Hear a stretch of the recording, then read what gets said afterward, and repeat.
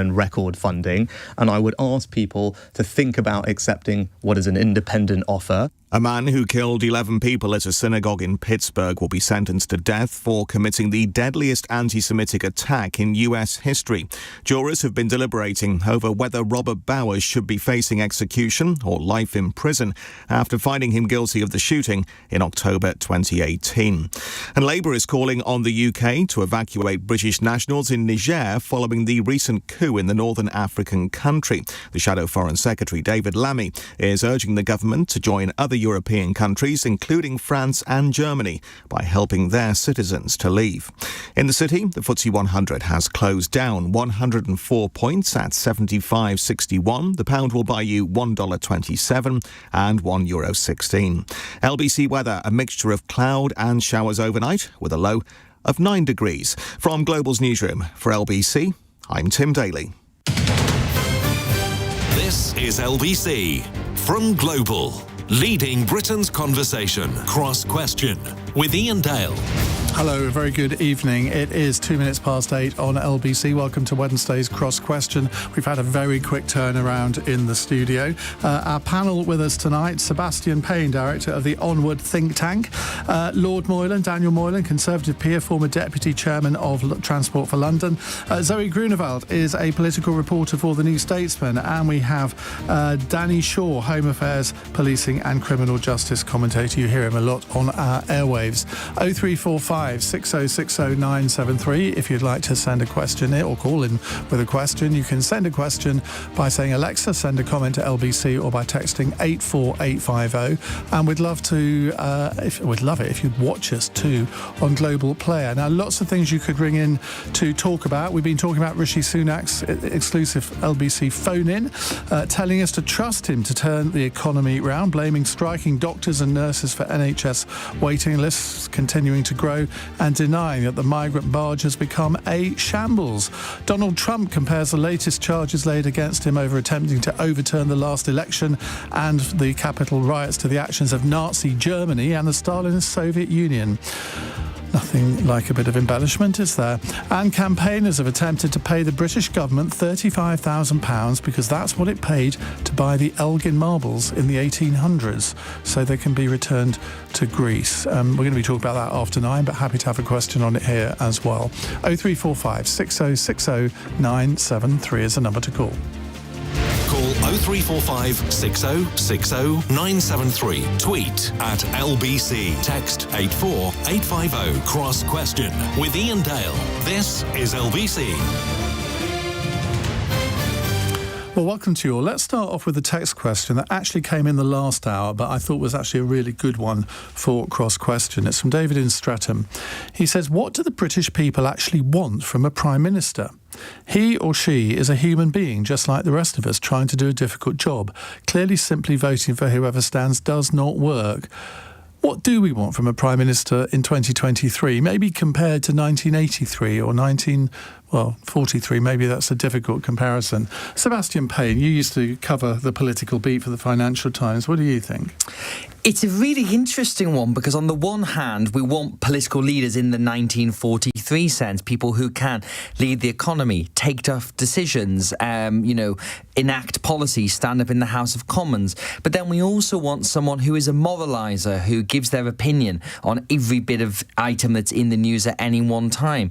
You also want someone who's something of a celebrity as well, who can dress in a certain way or talk in a certain way or comment on cultural issues. So people have often commented about how British Prime Ministers are becoming more presidential, and I think it's because of this all-round figure. You know, if you think back to Prime Minister of the 1950s, when Anthony Eden came off an aeroplane, the journalist would basically say, Mr. Eden, tell us how wonderful you are and how greatly you've been running the country today. And that's not what Prime Ministers get. You would never think about asking about their private lives or about what was going on or what they thought about new books or new films, but that's what Prime Ministers get all the time. So I think at the heart, we still want someone who is actually leading the country and making the difficult decisions, but it's much more of a cultural figure as well. And I think that's why it makes it a much tougher job. Zoë Grünewald.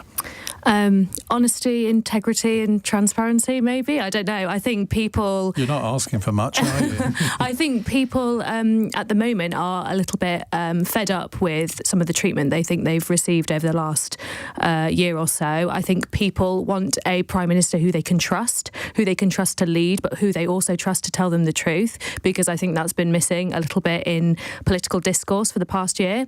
I think people also want a Prime Minister who offers a sense of security. At the minute, some of the biggest challenges we're facing are things like energy security, cost of living, inflation.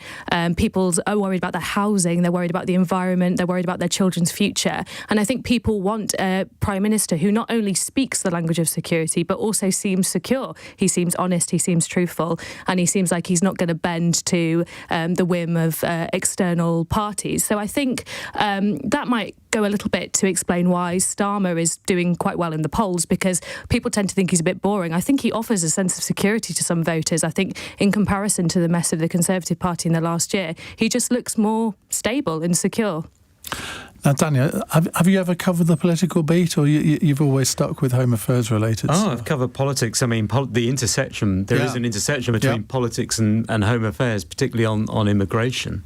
But I think it depends what we want from our political leaders, depends on the times, doesn't it? Because after Mrs. Thatcher, we wanted a kind of John Major figure, didn't we? Someone that wasn't so strident, someone who was a bit more conciliatory, someone who was a bit more down to earth. I don't know why you're nodding your head, Seb. You weren't even born then.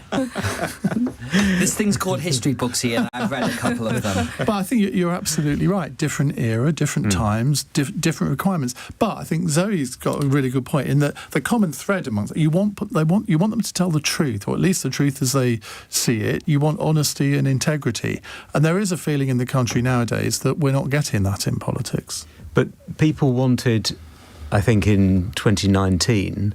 They wanted someone like Boris Johnson. They certainly voted for him in the elections. They wanted someone who could come in, in this sort of bullish manner and say, come on, everyone, wake up. We're going to sort this out. We're going to fix it. I've got a vision. This is going to be great. Don't worry about it. The kind of people wanted that. And then obviously we saw that it was just a pack of cards and fell apart. So, I do think it does depend a bit about the times. And then after the Johnson era and the Truss debacle, people wanted a bit of stability. I think the question is, Sunak's providing a bit of stability and a bit of, managerialism, but is that really enough now? Or is it the fact that actually after 13 years, people are tired and actually want a complete change? Daniel Moylan. I slightly disagree with Sebastian, who I think is describing what it is politicians think the public want. But I think the public know that if they get all of that, that's asking for the moon. And that in practice, they probably want a great deal less from their prime ministers. That they know, and not just under this government, but under New Labour as well, that most of the promises, the pledges and the cosy words don't add up to a great deal of change in their lives. So what they do want, they want some sense of leadership and vision, that you know where you're taking the country. They want a sense of competence and delivery, that you're actually delivering on those key things. You're not being distracted off into other areas. And they want, as Zoe said, they want a sense of authenticity, a sense that you're a real person and that you communicate with them. And they do understand that people have flaws and they have other obligations. Rishi Sunak is going off on a holiday with his family.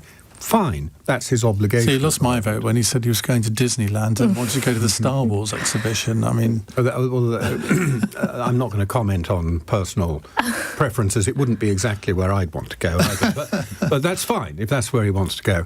And that's his priority, looking after his family for a few weeks or however long this holiday is. And people understand that. And so I don't think really they want this... They expect this huge package of being Churchill and Thatcher and all of those things rolled up together with the emollients of a John Major as well and the ruthless charmlessness of a Gordon Brown. That's not the sort of package they're expecting. They understand something more limited, but it's got to be focused, there's got to be a sense of direction, a sense of delivery, and a sense that you're a real person. You've got to be the right Prime Minister at the right time, haven't you? I mean, I always think James Callaghan could have been a really good Prime Minister if he hadn't become Prime Minister in the middle of an economic crisis in 1976. Gordon Brown, if he had become Prime Minister in 1997, I suspect we'd all think of him as a much better Prime Minister than maybe we do now. And if you look back at the Brexit years, often people say that we got it the wrong way round, that Boris Johnson, if he'd been Prime Minister in 2016, had the whole Michael Gove business not happened, it would have been much easier for him to do the sweeping vision of what Brexit Britain looked like and sell some of the tough compromises that would be required. And then when we came to the COVID pandemic and trade deals, Theresa May was the much more details person, and she might have fitted those times slightly better. Do you all agree with that?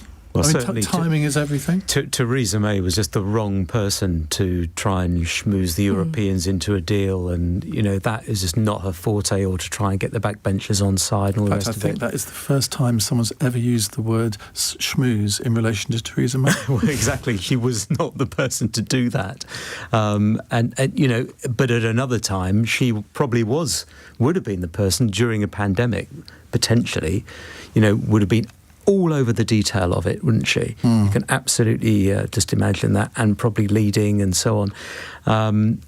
And as you say, Johnson might have been a better time if he'd have swapped places with her, but I do think we can slightly overstate Johnson's appeal to the electorate in 2019. I think a lot of people voted for Johnson sort of through gritted teeth, actually, because they didn't like the leader of the opposition, and a lot of them wanted to just get the Brexit debacle over and finished with. And I think a lot of people think that was to do with the cult of Johnson, but I think, it's also opportunity. He was at a time where, people didn't like the leader of the opposition and people just wanted the mess to end, and he was promising that. People didn't like the leader of the opposition in 2017. And he came within inches, so to speak, of being Prime Minister and forming a government. So the idea that Jeremy Corbyn was totally unelectable and anyone who stood against him was going to get a landslide is just not borne out by actual electoral fact. I think also, you talked to Gillian Keegan, the Education Secretary who comes from Merseyside. She said all of her family always voted Labour, would never think of voting Conservative.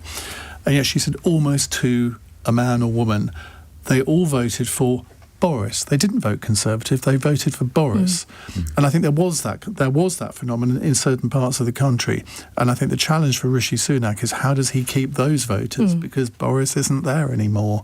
And I think that's going to be a real challenge for him. I think there was also the reverse. I think there were people who did vote for Johnson, even though they didn't like Johnson, because they thought the Conservatives could get the Brexit deadlock finished. So, Johnson is Marmite. You love him or you hate him. And a lot of people don't like him, but really didn't like the alternative. Right, we've got lots of questions coming in, but we want more. 0345 6060 973 is the number to call. More from our panel in just a moment. It's 14 minutes past 8. This is LBC.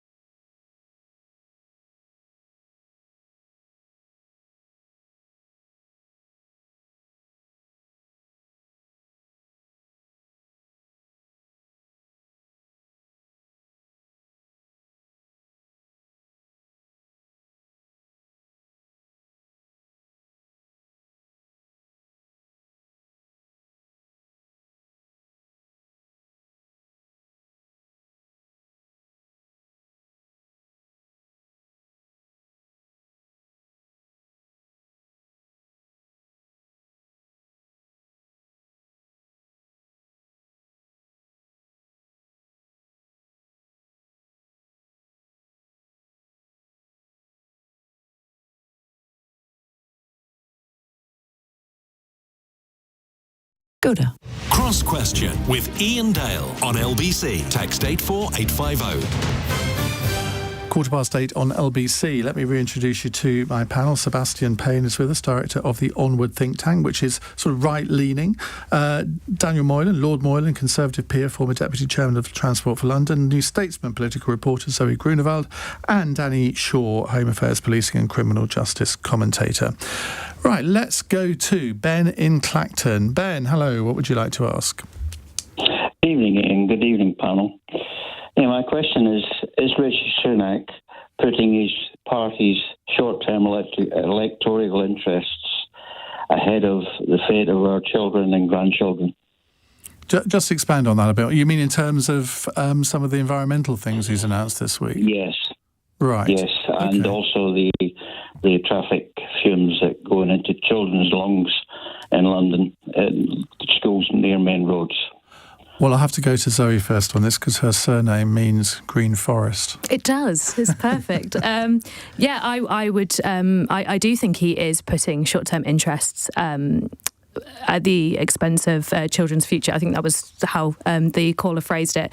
But I don't think he's doing it correctly. I think he's slightly misread the room, to be honest. I think, there is a large proportion of voters who are in favour of green and environmental measures, who want to see us transition carefully, but indeed transition to net zero. I think lots of families are concerned about their children's future. This goes back to what we were saying about security. I think the Conservatives have seen an opportunity in their very tight victory in Uxbridge, the Uxbridge by-election, where I think it was 495 votes that swung it for them, and have spotted what they think could be a potential issue that they could exploit to win over some of their base, win over some of the swing voters. But I think they've misread it. I mean, apart from all the specific issues to Uxbridge, as I say, people are genuinely in support of green issues. And I think it would be foolish for Sunak to stake a lot of policy on this. I mean, he says he's still committed to net zero. We should take him at his word. But at present, what he's doing is just opening himself up to plenty of criticism from scientists, from donors, from all sorts of people who want to see the government committed to net zero. I think it's slightly foolish. I do think maybe they have chucked out something to see if it sticks with the electorate, to see how it's received from people around him, and maybe they'll row back on it slightly. But I would hope to see another U-turn on the net zero and the coal and the gas policies. Well, we're getting lots of U-turns from Keir Starmer, so why not have someone from Rishi? Exactly. Rishi Sunak as let's well. even it out. Yeah. Daniel Moylan, what do you make of this? Well, I think there's three separate issues. As far as low traffic neighbourhoods are concerned, as far as I can tell, all he's announced is there's going to be some sort of review. Ultimately, those decisions are made by local authorities. So if you're going to do something about them, you're going to have to take that power away from them. That's very, very complex. So I think we might not get beyond a review of some sort. As far as ULEZ is concerned, the really interesting issue it raises is why it is that London boroughs have no say in such a matter. Whereas in other parts of the country that have elected mayors, where you've got combined authorities like the West Midlands, these are collaborative things in which the boroughs and the mayor have to agree on the policy in order for it to go ahead. And I think that's something that really has irked people in London. I think it mattered in Uxbridge, that they don't seem to get a say at all. It's all decided in a fairly remote way at City Hall and nobody's listening to them. As far as net zero is concerned, I think people have sort of begun to realise that our achieving net zero is not going to make the slightest difference to the fate of children, grandchildren and generations beyond that, because we're responsible for 1% of global emissions. And unless countries like China and others do something about it, then nothing really is going to change. We're just holding ourselves out as an example to try and encourage them, and that might have some value, but it's not going to make any real difference. So the question, I think, is, for a great number of people, is increasingly becoming, what should we do to adapt to the changes that might occur as a result of climate change, which remain still modelled predictions. They're not 100% certain what might actually happen. There might be a scientific consensus, but they're not 100% certain. So what should we be doing to adapt to them rather than beating ourselves up to achieve an artificial target that in the end won't make any difference, but will cost us an awful lot of money and a lot of our standard of living in the meantime? What about Zoe's point that the majority of people in the country are actually in favour of green policies? Yeah, people are in favour of green policies because, A, they sound nice, and B, it is perfectly possible to be in favour of a set of policies in general, and then when you start to unpackage them and you look at the costs and the consequences, to say, well, maybe not that one, and maybe not this, and maybe do it another way. And I think that has started to happen as a result of some of the things that have taken place. And people are not committed, are less committed to the principle when they look at the detail. Danny Shaw. I think the Conservatives got a bit drunk on the Uxbridge result, and they got a bit overexcited about it. As Zoe said, it's a very small majority, could easily have gone the other way.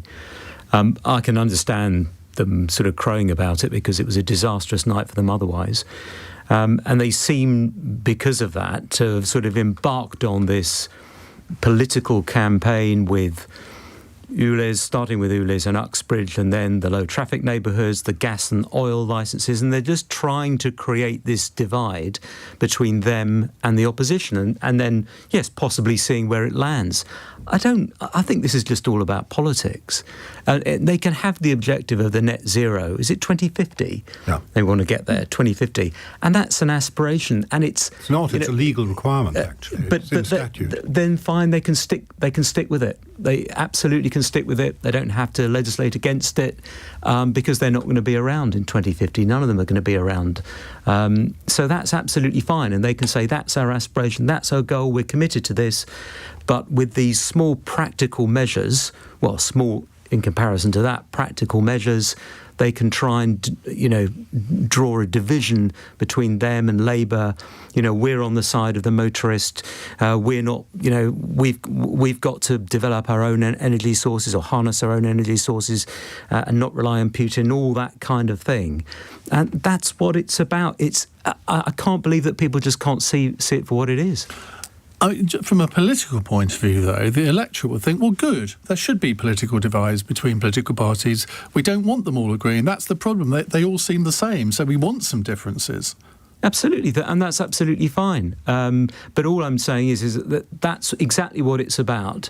And if the ULEZ vote, let's say, had gone the other way, and it had appeared that actually this policy designed to try and develop clean air or get cleaner air in particular areas, if that had proved to be really popular, which way do you think they'd be going now? They'd be going with it, probably. Okay, Sebastian Payne. I actually disagree with Danny on saying that Uxbridge is just a sort of a flash in the pan thing. I was very taken by a column in the Financial Times by my former colleague Janan Ganesh today, where he actually argued that Uxbridge will probably go down as a turning point where dividing lines emerged on net zero. Because if we just think about how we got here, the 2050 target, which is, Daniel, you mentioned, is legally binding in law. It was passed through at the very end of the Theresa May government in those dying days. And I don't think anyone had fully comprehended what was being said and what was being signed up to at that point. That includes, by the way, the 2030 target for ending the sale of petrol cars. That I'm sceptical that will happen, will not get pushed back. The EU has a target of 2035 that feels more realistic to me at this point. And I think what we've seen from Uxbridge is, and you can say that it was only a slight result, but don't forget the atmospherics politically were very difficult for the Conservatives to get that many votes in that situation, I think was really quite something. What we're seeing on Zero is people need to be taken on the journey with them. I think the vast majority of Conservatives believe that climate change is happening, that decarbonisation needs to happen, that we do need to reduce our emissions, but they also believe it needs to be done in a sensible way. It needs to be done in a pragmatic way, and in a way that isn't just set to this arbitrary target and we must hit it, never mind if the technology is ready or not. And that, for me, is the result of the Uxbridge result, that this is not about does net zero happen or not. The Prime Minister has said he's still committed to it. What matters about how we get there, how you fund it, and where the technology is. And I think if you compare what Rishi Sunak is saying to the Labour Party with their £28 billion green energy pledge that still no one knows, A, how it's going to be funded, B, what it's going to be spent on, that's kind of fantasy politics versus a more pragmatic approach I think we'll see from the Conservatives in this government. Well, let's take a follow-up email question from Stuart in Stretford in Greater Manchester. He says, would the panel describe climate change scientists as eco-zealots? Rishi Sunak told Nick Ferrari that his daughters care about environmental issues but are not eco-zealots and are open to sensible, practical arguments. Not quite sure, Stuart, why you think he was describing climate change scientists as eco-zealots. I suspect he was referring to Just Stop Oil and people like, I've said it, people like that. Zoe? I wouldn't describe climate scientists as eco-zealots, just as I don't think Rishi Sunak was.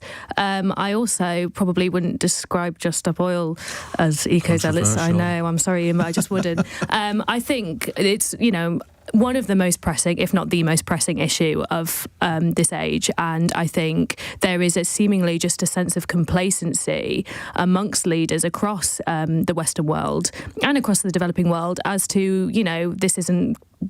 we don't know what to do about this. We're not working together on it enough. And I'm very, very concerned that Sunak, although he's talking about being pragmatic and he's talking about doing things in a sensible, rational way, part of politics is slightly vibes-based. And the vibe he's sending out at the minute is that he's not really taking it that seriously. It's not a priority to him. And that really concerns me. That is true, Seb, isn't it? That is the impression that he's giving, particularly this week.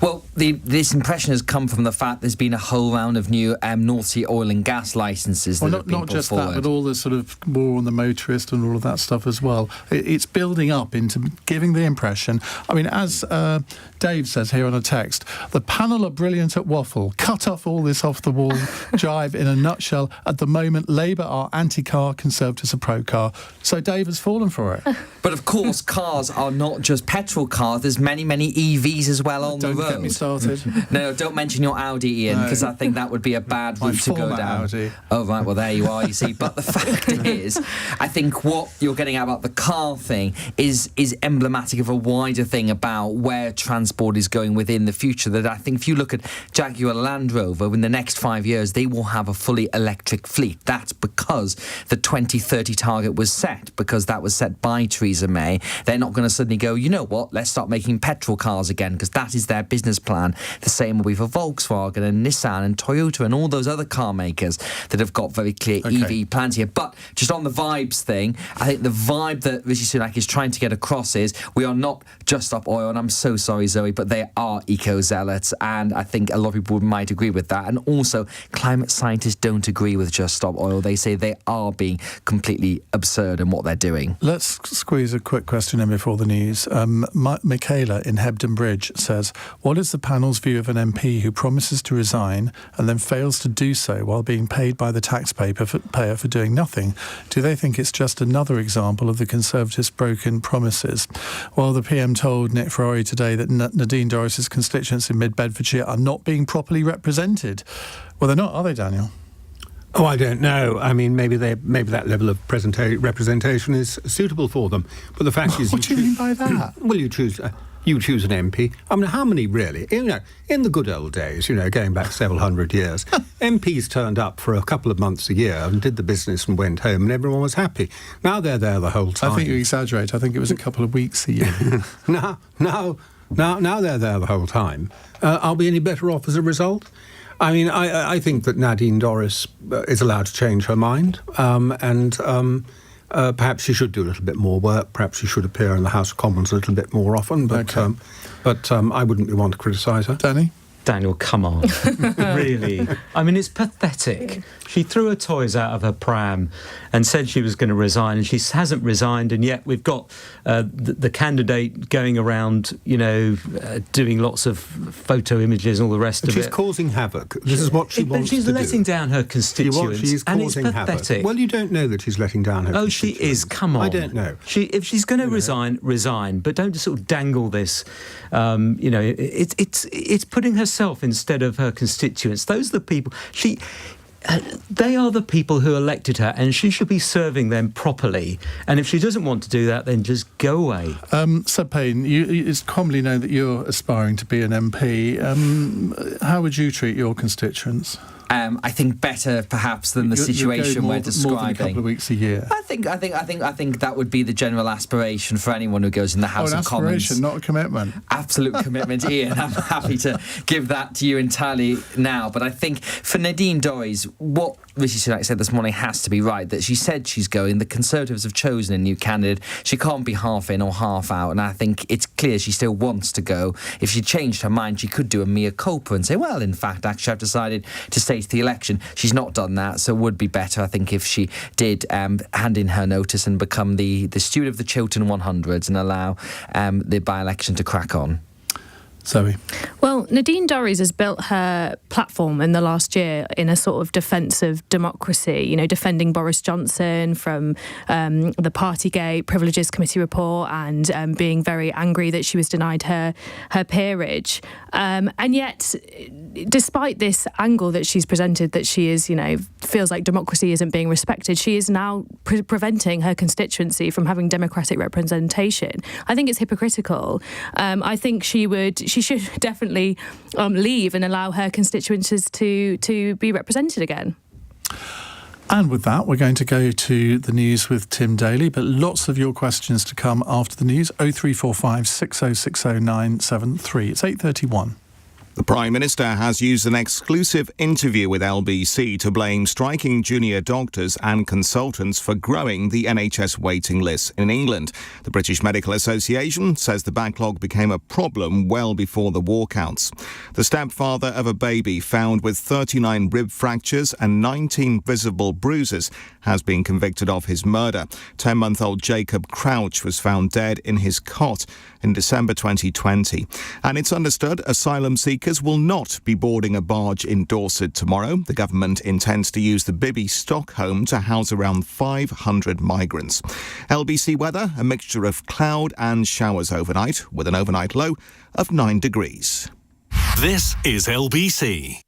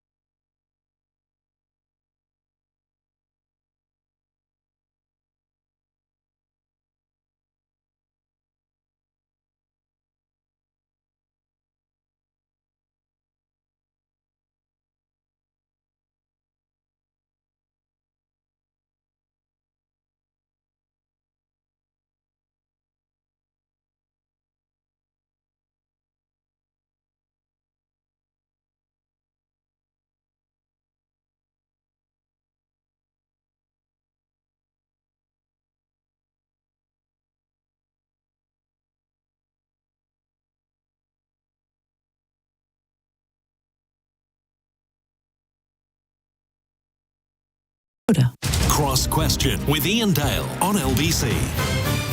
8:34 on LBC. This is the last Cross Question of the month. We'll be back with Cross Question in the first week in September. Now, let me reintroduce the panel to you. Sebastian Payne is director of the Onward think tank. Lord Moylan is a Conservative peer. Zoë Grünewald is political reporter for the New Statesman, and Danny Shaw is a Home Affairs, Policing and Criminal Justice commentator. Right, Sidar is in King's Cross. Sidar, hello. What would you like to ask? Yeah, hello. Bank of England is expected to raise interest rates again, I think, for the 14th or 15th time tomorrow. So do you think it's the only way to fight inflation, or are we risking a recession and a lot of pain for mortgage holders by continuing a policy of, I guess, monetarist fundamentalism? Oh, monetarist fundamentalism. That's a good phrase. Daniel? Well, I am a monetary fundamentalist, and I think this is the only way of fighting inflation. We've tried other things in the past. When I was a boy, we had prices and incomes policies where the government set prices and incomes. That brought down the Callaghan government eventually because, of course, the workers won't put up with it, and why should they? And the companies can't actually manage it and still produce stuff because their costs go up, their import costs go up, but they can't actually make stuff and still make a profit. So it doesn't work. And I don't know any other method that has been suggested for doing it. Where I think the government can be blamed is, first of all, I don't blame workers for asking for wage rises that reflect, I mean, you can't always agree to them, but I don't blame workers for asking for wage rises that maintain their standard of living. Even 35% in the case of the junior doctors. Don't blame them for asking. I don't think the country can afford it. That's another matter. That's a tough decision for an employer to make. The government is acting in its role as employer in that case. The country obviously can't afford it, but it's wrong to blame people. They didn't cause the inflation. The Bank of England caused the inflation by printing money as if there was no tomorrow and persuading themselves it wouldn't have an inflationary impact. That's a really interesting point, because Mark Carney the other day blamed it all on Brexit. Yeah, of course he did, because Mark Carney... You were governor of the Bank of England when you spent hundreds of billions of pounds on printing money. Mark Carney has been a disaster because he came to the Bank of England role with part of this intellectual framework which said monetary policy doesn't matter to inflation. And it was the bright new wonderful thing that central bankers had agreed on. Now, Andrew Bailey, who succeeded him, well, nobody would ever accuse Andrew Bailey of having a view on monetary policy any more than, he doesn't really, isn't anything about monetary policy. But Mark Carney brought the poison into the thinking, and that's why it all carried on. So naturally he's keen to deflect the blame onto something else. Zoe? Well, I won't profess to know more about how to tackle the sticky issue of inflation better than the Bank of England. But what I do know is that pushing interest rates up even further will have a huge impact on families across the country. It will have a knock-on impact not just on mortgage holders but renters as well, who will suffer because their landlords will put up the price of their properties. I mean, it really is incredibly painful to be a young person trying to get suitable housing in this economy. What I do think the government does have to answer for is that they have created a situation over the past 13 years, or even further than that actually, where so much of the country's wealth is in housing that one of the only ways they can bring down inflation is by essentially trying to crash the housing market or bring house prices down and cause all this higher mortgage rates and more pain for families. So I think there needs to be some solution there. But I think whatever the Bank of England decides to do, and I think tomorrow when they do push up inflation rates, we'll have a huge interest rates, sorry, not inflation rates, hopefully not anyway, we'll have a huge impact on people across the country, families who are already struggling with the cost of living. And I think it's a really, really tricky, difficult situation for everybody concerned, to be honest. Seb? I think you've got to respect the mandate towards the Bank of England to deal with inflation to do this. Now, I wouldn't say it's monetary fundamentalism to say that this is the only way of tackling inflation, but I think it's hard to dispute the bank has got inflation wrong at several terms, that Andrew Bailey stood up in the Treasury Select Committee in the House House of Commons and said this inflation wave was transitory. It was only a blip and it would pass through the system very quickly. And here we are a good year and a half later and it's still dominating the system, and it's proving much stickier than people thought because a lot of the inflation is being imported from overseas. Number one, energy prices that are obviously much higher due to the war in Ukraine, but linked to that also is food prices as well. And that's not a lot that, the bank can do about because it's coming from overseas. The other element, of course, is the vast amounts being spent by President Joe Biden with the Inflation Reduction Act that is an inflationary measure. So if you put those two things together, the bank doesn't have any alternative, but at the same time, it's not things directly within its control. That the government's been very tight on wages, not giving out pay rise and really squeezing it as low as possible, been trying to keep public spending under control as well. So there's not really any other tools available, and I think there'll be a huge sigh of relief in the Treasury when the last inflation figures came out, which went down more than expected. But the question is, because of those overseas factors, how much longer are we going to have higher interest rates? Because as Zoe said, it's very, very difficult for people at the moment. That's true, isn't it, Danny? Because 30 years ago, when there was inflation, the government could pull some levers and there would be almost immediate impact. And that's not the case anymore, is it? Doesn't appear to be. I mean, I would just caution, I'm not sure that the Bank of England will raise interest rates tomorrow. I mean, it may be that they've looked at the recent inflation figures and decided it's not necessary. We'll wait and see. And I'm not going to suggest alternative strategies for bringing down inflation. But what I would say is that interest rates, whether they go up or not, putting huge pressure on people with mortgages. And, is the government doing enough to persuade the building societies and banks who have lent money to homeowners? Are they putting enough pressure on those organisations to try and sort of soften the blow for people who've got mortgages? I don't think they are. I mean, I woke up the other morning to hear on the radio that, is it NatWest has made, was it HSBC, has made some massive profit HSBC, this year. And look, I'm not an expert. I don't understand all this, but I just don't understand how a bank like that can make, was it £3 billion or something like that, profits? And yet there are people who are struggling with their mortgages. Some of them presumably have got mortgages with HSBC, in lent money. Are they doing they do a bit more to help them be out? fair, there was, and maybe you know the details of this more than I do, Zoe, but there was a summit in Downing Street, I think 2 or 3 Fridays ago, where they got all the banks together. I think it was 85% of the mortgage market together. And they came up with an agreement on that they would allow people to switch to interest-only mortgages for a time, and there were several other measures designed to help, and they all signed up to that. But it didn't get, it was the night that Hugh Edwards' name came out, and it got 20 seconds in the BBC News Bulletin. Well, it was a summit, wasn't it? Which I did think was a bit... the Russian coup got 90 seconds, and Hugh Edwards got 15 minutes, which I thought news values... Friends, news values. My old employees. Well, I was just encouraging you to slag them off. I'm sure you were frustrated at times when you didn't get the amount of time for your stories that you wanted. Should explain you were Home Affairs editor for... Yeah. No, what was your official title? Correspondent. Yeah. Sorry, I promoted you because you should have been. Anyway. Right, let's go to an early break and we'll come back with an incisive question from James in Ayr. It's 8:43. LBC.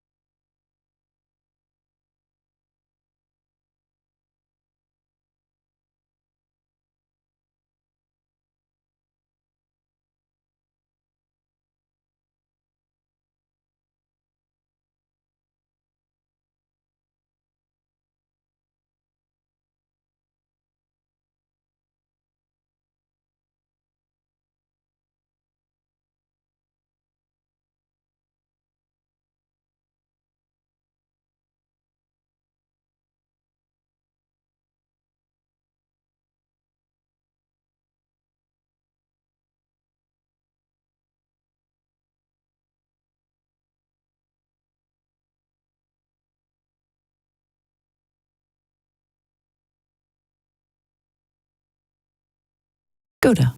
Leading Britain's conversation. Cross Question with Iain Dale. Alexa, send a comment to LBC. Sebastian, Payne, Daniel Moylan, Zoë Grünewald and Danny Shaw with us answering your calls. Let's go to James in Ayr. Hello, James. Good evening, Iain, and good evening to your panel. The question I want to ask is, how likely is it that Donald Trump is going to be the next president of the United States? Well, get your crystal balls out. Danny Shaw. Well, I think it's 50-50 at the moment, isn't it? That's, I think, what the polling says, something like that. I think there's a very good chance. I mean, it's extraordinary, isn't it? I mean, don't forget this guy. Forget the charges that have been laid against him in sort of 3 separate cases now. He's already been found to have assaulted a woman, isn't he? Many years ago. For most politicians, that would have been enough. That civil case, that battery case, which he lost. And yet, he's still there. Why is it, though, that he not only survives all of these things, but seems to get added support, particularly from the Republican Party? I mean, I would have thought all the swing voters would look at this and think, well, no way. But that doesn't seem to be happening. Because it's all painted as a witch hunt. It's all painted as, some sort of plot, some Democrat plot against him, and it's this kind of territory we've got at the moment where it's either one side or the other. You have to take a side.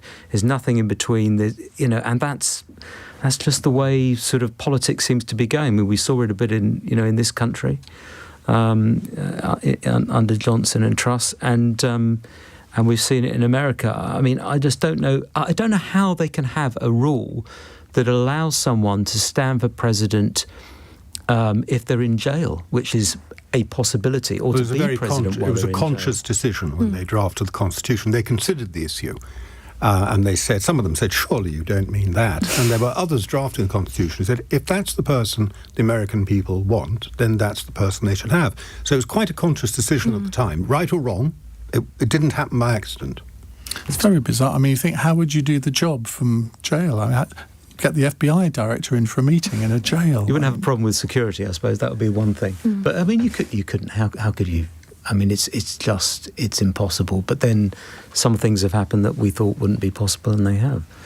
So I think the fact that you've got a president who could either be in the Oval Office or prison, those two kind of literal opposite ends of the spectrum, is an indictment of a political system and a society that is not healthy at the moment. And I do not think that this shows that America is in a good place. And it's overwhelmingly likely it will be Donald Trump versus Joe Biden. And even though I think Joe Biden is much more preferable to Donald Trump even before today's news, they do not strike me as the two best possible people to be leading the most important country in the West at the moment. And there's a much deeper sickness in America's political system here about why they're not producing younger, dare I say it, more dynamic leaders who have got fresh ideas, that it feels like we're at the end of something in America, not the beginning of something. And Barack Obama did feel like the beginning of a new era in terms of its vision in the world, it's looking towards Asia, in terms of its racial politics, and then that's sort of rapidly just gone backwards to something very different. But for Donald Trump, I mean, the whole thing is just feeding the MAGA mindset. And you've heard Sebastian Gorka, who was his advisor, has been on every single radio station as far as I can tell today, by spouting this complete nonsense that's saying that you can't trust the judicial system. The whole thing is corrupt, and this is going to really expose it all. And I think the danger of what we've seen in today's announcement is that it just feeds that mentality, and I don't quite know how you bring that to an end, because the campaign next year is probably going to be truly awful, because it's going to be Joe Biden trying to run a steady as she goes, talking about the economy and inflation and that sort of thing, and Donald Trump just feeding this whole conspiracy theory narrative, and today's news is just going to feed it even further. Daniel? Well, periodically the fault lines in society shift, and the things that people argue about on the political spectrum have changed. And, this might happen every 30 or 40 years. And we're used to a society here in which we argue on a left-right spectrum on economic matters like, nationalisation at one end, free enterprise at the other, high taxes, low taxes, all the things we've been used to for the last 30 years. And the electors aren't there anymore, but the parties still are. And I think that's partly, I'm not saying America's copying us, it's the other way around. We're being influenced by America. That's happened in America as well. The voters are interested in different sets of issues from where the parties actually are, and the parties are trying to chase after them. And it's infected the whole nature of politics because it's generated mistrust of the other side. And previously you could respect somebody who was on the other side while you strongly disagreed with them as their political views. But that bond has now sort of broken in America, and it's reflected to some extent geographically, of course, the coasts versus the interior and things like that. And it's become extremely entrenched and very bitter. And you benefit, and don't say this is just Trump. Both sides have done it. You benefit by demonizing your opponents. You benefit by trying to devalidate them. You call them deplorables or whatever, and so on. Both sides have tried to do this, so they've played into it, and it is having very serious Gramscian-type effects. I mean, it's sort of something new, as Sebastian just said, has to come out of it, if only because both Biden and Trump will be dead at some point. And there will have to be some new people coming through. But I think they'll be on a very different spectrum from what we've been used to as the differences between the Republicans and the Democrats over the last 30, 40 But if you had years. to bet money, who do you think would win in Trump versus Biden? You know, I can't see Trump winning. I think in the end, this campaign of bringing, really in some of these these are politically motivated criminal charges. That doesn't mean to say they're invalid and he hasn't committed the crimes. That's for a jury to establish, not for me. But they are politically motivated, this swathe of things, and I think they help him.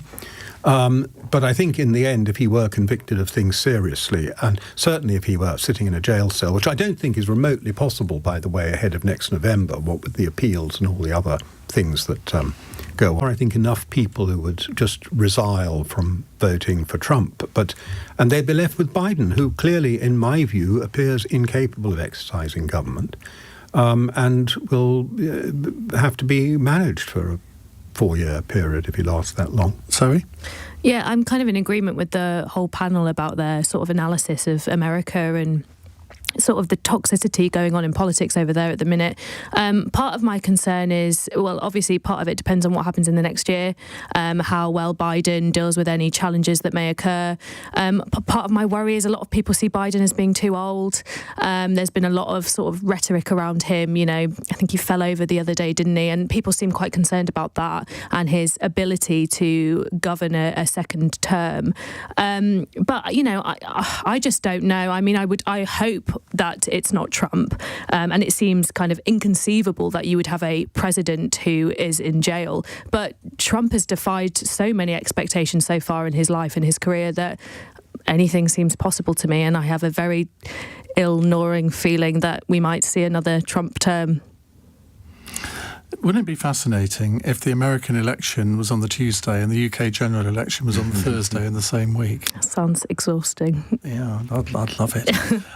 Right, James, thank you for that. Let's go to Trevor in Manchester. Hello, Trevor. Oh, hello there, Ian. Hello, panel. I'd just like to ask you, does the panel think that anti-Semitism is on the rise in the United States of America and the United Kingdom, given today's events? Now, a jury in the US has imposed the death penalty on a man who killed 11 people at a synagogue in Pittsburgh in 2018 after posting about his hatred of Jewish people on social media hundreds of times. And on a vaguely related matter, David Baddiel, the Jewish comedian, has questioned the casting of non-Jewish actor, is it Cillian Murphy, to play Robert J. Oppenheimer in the new Hollywood film, arguing that for any other racial minority group, casting directors would never choose a performer who's not from that minority group. Well, there's a lot to get our teeth into there. Daniel, let's come to you first on that. Well, I'm not Jewish, and I can't speak for the lived experience, as it's called, of Jewish people in this country. But I'd say, I hope I'm not offending anybody, that if you look at things historically and you take a broad enough span, if you go back to the 30s, the 40s, the 30s and the 20s and the 20th century in this country and in America, there's probably less anti-Semitism historically taking a broad sweep than there has been for a very long time. And that isn't a cause for complacency. I'm not suggesting that. And there are obviously pockets where anti-Semitism does exist. And clearly someone who goes out and shoots up a synagogue, that is a very rare event, mercifully. But, in the broad sweep, I think things are reasonably good. Okay, Zoe?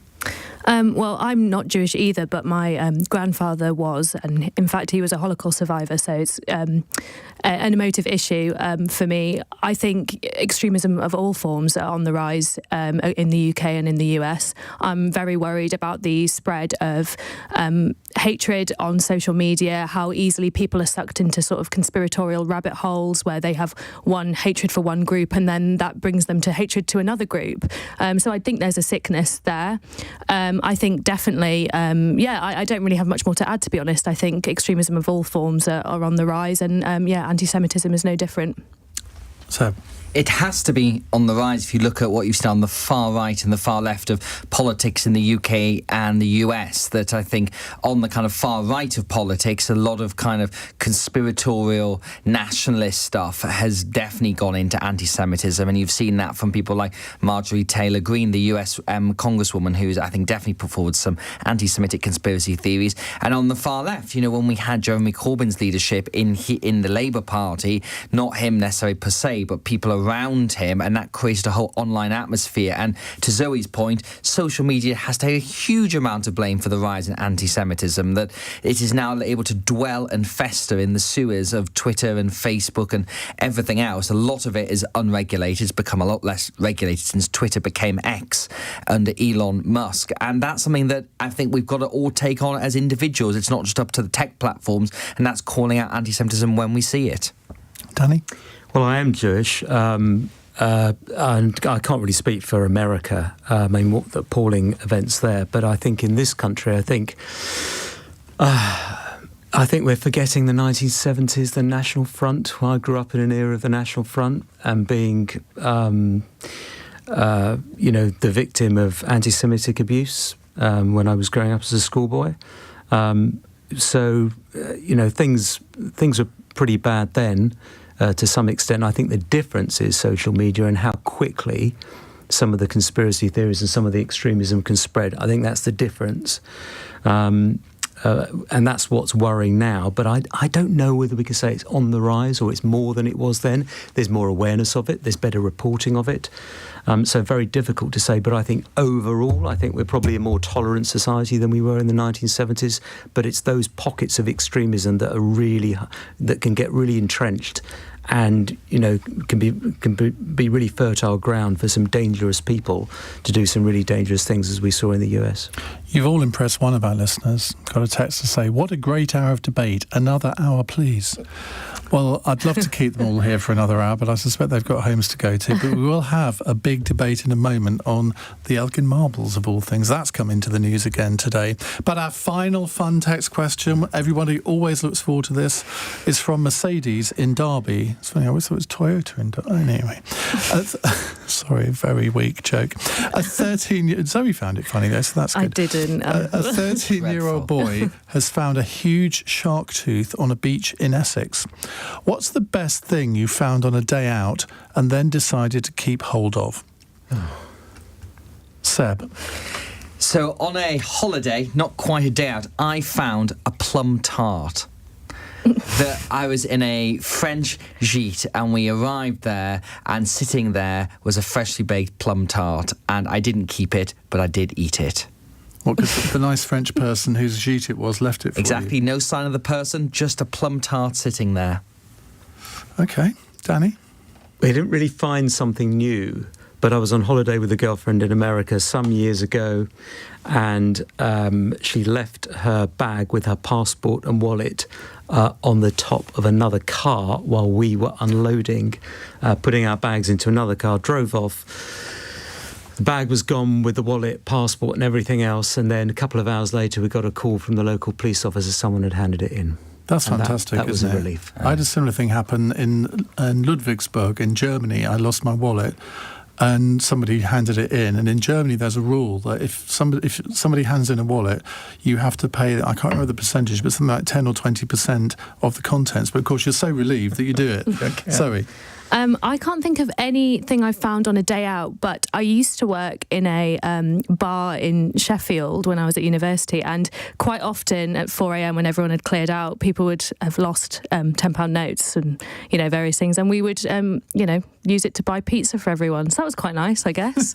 But no, I can't think of anything I found on a day out. I like that. That's an innovative answer. Oh, yeah. And you're guaranteed to be invited back now. You've mentioned Sheffield, because Corey, our producer, is from Sheffield. Oh, good. Daniel? Well, I've never found a tart in a French hostel. I did once find, on the Pembrokeshire beach, I found a rather colourful agate rock, which I have to admit I still have, and serves as a doorstopper in my flat. I'm sure you've committed some sort of offence there, but we'll let it go. Listen, thank you all very much indeed for joining us. Sebastian Payne, Daniel Moylan, Zoë Grünewald and Danny Shaw. Well, coming up in a moment, campaigners have tried to repay the British government the £35,000 that was spent on the Parthenon or Elgin marbles in an attempt to press for their return to Greece. Now, we all know the history of the Elgin marbles. I don't think it was the British government that paid for them. I think it was Lord Elgin. So this has raised the question, well, should the British government accept this offer? But of course, £35,000